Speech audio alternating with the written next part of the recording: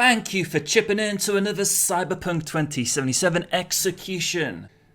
I meant discussion. The website What Culture published an article called Cyberpunk 2077 10 Harsh Gameplay Truths You Need to Know. Normally, I find it's not worth bothering with such articles. After all, YouTube is already abundantly filled with excrement and clickbait. But sometimes an article can literally be so misinformed, so bad, that my samurai wants me to cover it. As Kanda's welcome on this channel, let's get straight to business. There's no third person.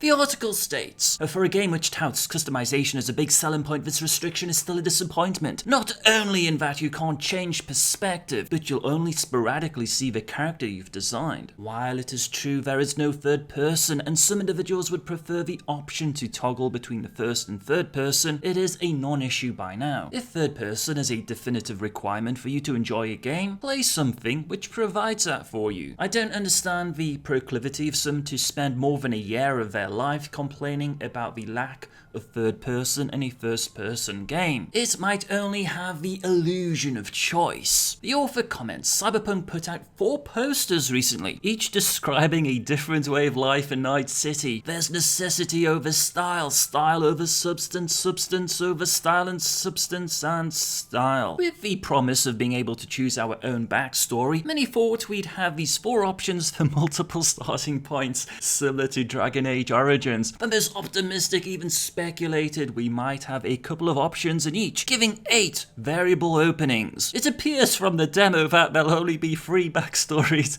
Techie, Netron, and Solo. It looks like the classes will determine your start, rather than any narrative choices on your part. That was actually painful to read out loud.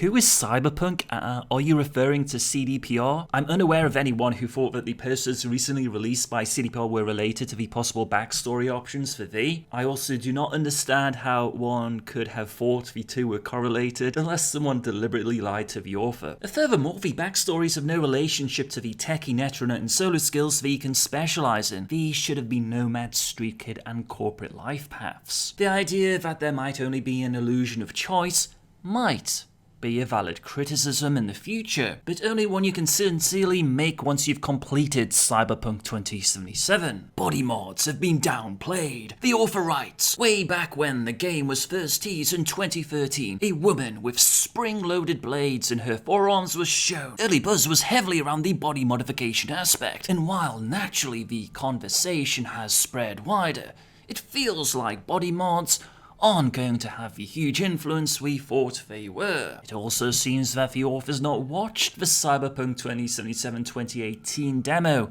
where the demonstrated her mantis blades. The author goes on to say, obviously Johnny Silverhand has a metallic arm, and while that's closer to the body modifications we were promised, it still falls quite short. Some trailers have shown posters of characters with 3 mouths, for example, yet everyone we met in the demo was normal, apart from the occasional metal limb. But these we've seen aren't selling it either. There's a male who looks like Borderlands Brick, and a female who looks like Overwatch's Sombra. I would be interested to know what the author was expecting in terms of body modifications. Aside from a full body conversion or Borg, the Maelstrom seem to be an accurate representation of the source material. There are also exotic packages, but those were incredibly rare. Furthermore, given that the article author seems unaware of the name of the mantis blades or the correct terminology for cyber limbs, suggests there are significant gaps in their knowledge of cyberpunk lore. And just for the record, samurai, Sombra is not in the same league as FemV. Fact.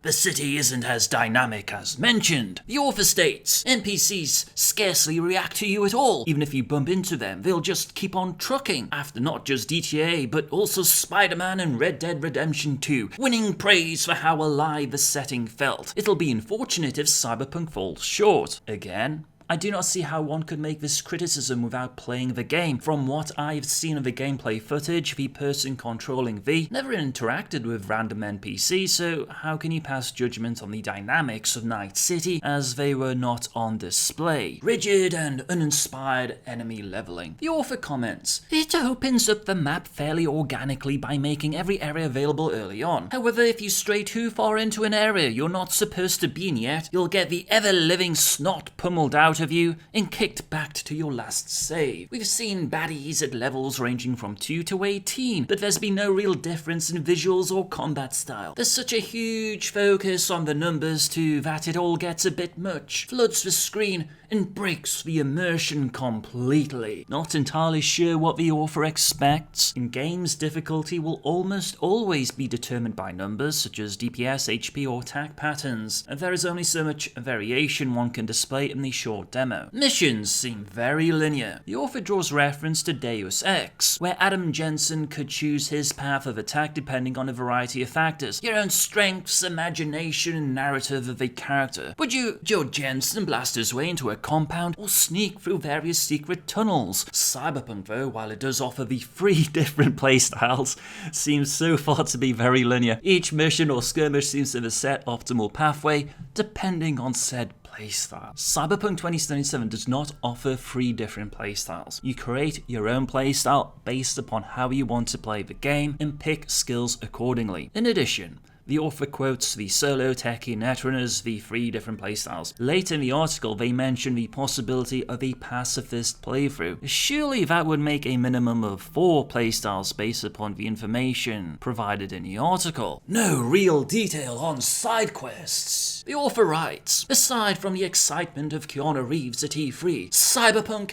hasn't really connected us with any character yet. Obviously, these links take time in game to build up, so it's natural that we aren't forming deep bonds when the game's still over a year away. To be honest though, Johnny Silverhand's just trading on being Keanu, so it's little disappointing none of the rest have had any impact." While I can agree that CDPR have not publicly revealed details on side quests in the game, why would they, and why is this considered a negative? Personally, I want to find out about the quests while playing the game. If I possessed in-depth details of every quest which was available, it would destroy the magic of playing Cyberpunk 2077 for the first time. Making it accessible to non-shooter fans is important to us. This was a valid point, as it simply draws reference to an interview from Alvin Liu, which I covered earlier on this week. Not everyone who will play Cyberpunk 2077 is necessarily an FPS aficionado, so CDPR providing gamers alternative options to experience the game is a wise decision. The author also mentions the news that Lady Gaga will not be appearing in the game. Remember a few months ago when there was misinformation everywhere on Lady Gaga appearing in 2077. I was one of the few Cyberpunk commentators who stood against the cornucopia of clickbait, as there was simply no evidence to support that conjecture. Shooting is pretty bland. I've seen this flawed argument multiple times now. It is easy to call shooting bland, but why not offer alternatives? In my perspective, there are only so many ways you can pick up a gun and shoot it, and by that I'm referring to how guns operate in real life. Furthermore, where was it ever implied that Cyberpunk 2077 was going to revolutionize FPS games and gun mechanics? Hacking seems like Watch Dogs. The author writes, "If you want to play as a netrunner, there's nothing in the demo that will push you away from that choice, but there's not much here to sway floating voters either. At one point, you hack a turret rather than ripping it apart. But it's just walk here, push that.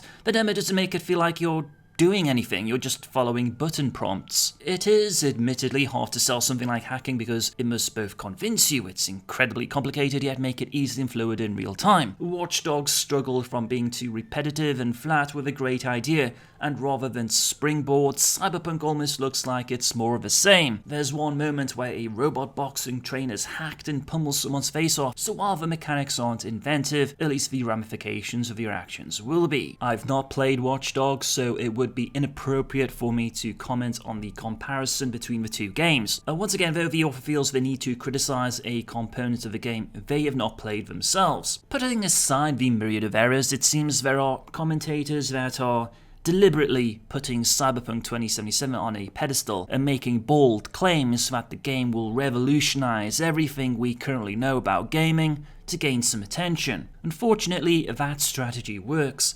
However, falsely overhyping Cyberpunk 2077 in this manner sets it up to be attacked further down the line when it does not deliver on those unachievable promises. The truth is, none of those promises were made in the first place. CDPR have never come out publicly and claimed Cyberpunk 2077 is going to be the best FPS of all time and revolutionize gunplay mechanics or reinvent hacking. It is somewhat nefarious to impose unobtainable, imaginary standards onto Cyberpunk 2077 and CDPR. Personally, I am expecting a game of similar quality to The Witcher 3. If CDPR overdeliver, fantastic. If not, we shall see what happens. I think it is important to have realistic expectations and be cognizant of a hype trap being created. I would be interested in knowing your thoughts on the comical gameplay truths of Cyberpunk 2077 from What Culture in the comment section. Hey Samurai, are you interested in more Cyberpunk 2077 content? Then be sure to hit that subscribe button. Thank you for chipping in.